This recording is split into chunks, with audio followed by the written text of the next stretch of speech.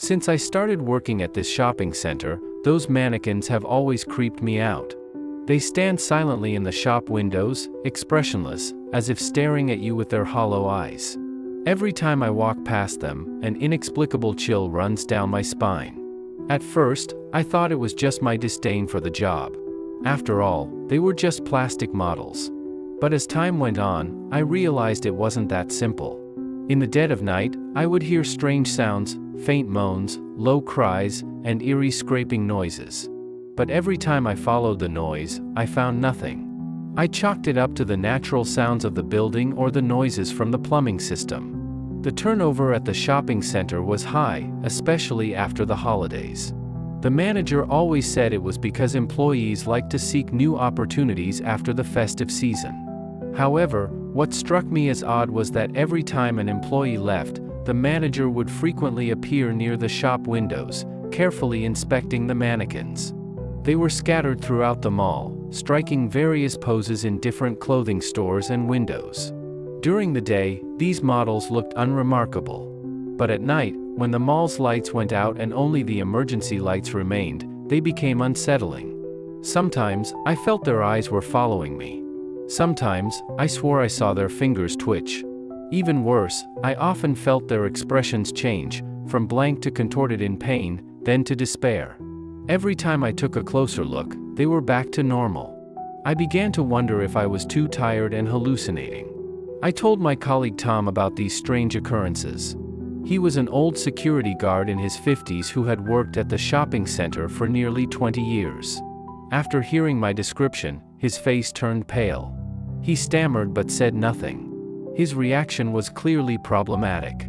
I began to observe these mannequins more closely.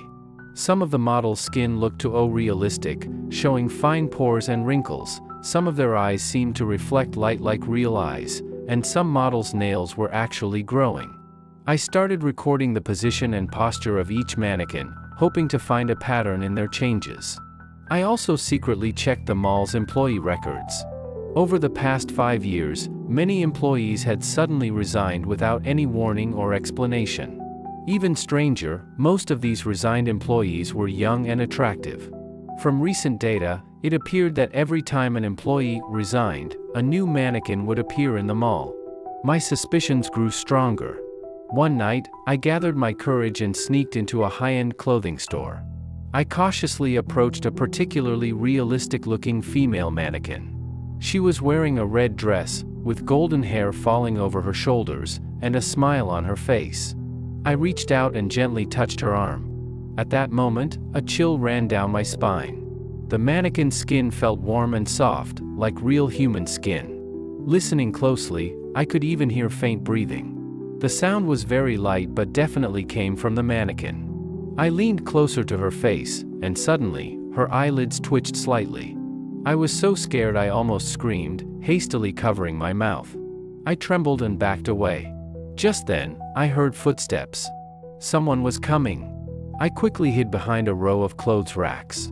The people who entered were the mall's security chief, Mark, and a few people in white lab coats. They walked straight to the mannequin I had just touched. "This one won't do," one of the people in lab coats said. "She's about to wake up. We need to replace her. Find a new vessel as soon as possible." Mark nodded. I held back my fear and sneaked out of the mall after they left.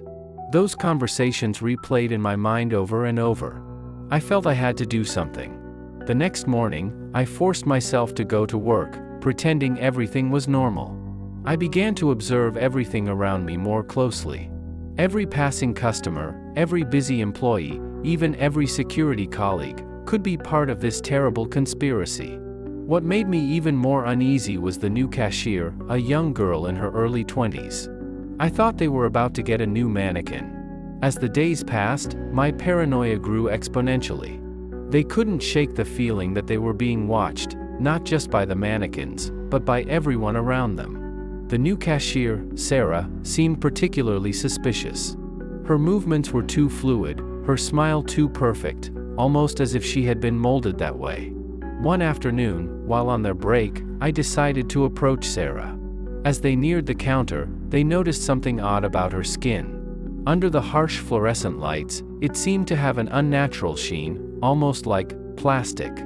"Hey Sarah, how are you settling in?" Sarah turned, her movements unnaturally smooth. "Oh, hello. I'm doing great, thanks for asking." Her voice was cheery, but there was something off about it, a slight mechanical undertone that sent chills down my spine. As they conversed, my eyes were drawn to Sarah's hands.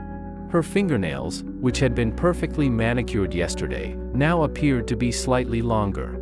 I blinked hard, convinced their mind was playing tricks on them. Just then, Mark, the security chief, appeared behind Sarah. "Everything all right here?" "Yes, just chatting with our new colleague," I replied, forcing a smile. Mark's eyes narrowed. "Well, don't let it interfere with your work. Sarah, come with me please. We need to discuss your performance review." As Sarah followed Mark, I couldn't help but notice how her movements seemed more rigid than before, almost as if she was being controlled by unseen strings. That night, unable to sleep, I decided to review the security footage from the past few weeks. I snuck into the security room, heart pounding as I rewound through hours of video.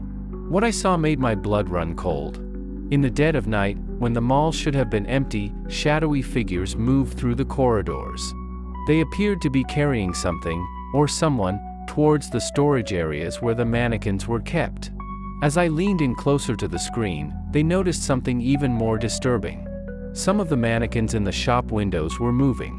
It was subtle at first, a twitch of a finger, a slight turn of the head. But as the night wore on, their movements became more pronounced. A young woman, completely naked, moved her head and walked out of the display window. It was Sarah. Suddenly, the screen went black. I spun around to find Mark standing in the doorway, his finger on the light switch. "I think you've seen enough," Mark said, his voice eerily calm. "We can't have you spreading rumors, can we? It's bad for business." My heart raced as they realized the gravity of their situation. I had uncovered something sinister, something beyond their wildest nightmares. But now, trapped in the security room with Mark blocking the only exit, I wondered if they too would soon become just another mannequin in the window, silently screaming for help that would never come. As Mark advanced, I noticed something they hadn't before, a faint seam running along his jawline, as if his face was nothing more than a mask. And behind that mask, something inhuman lurked, ready to claim its next victim.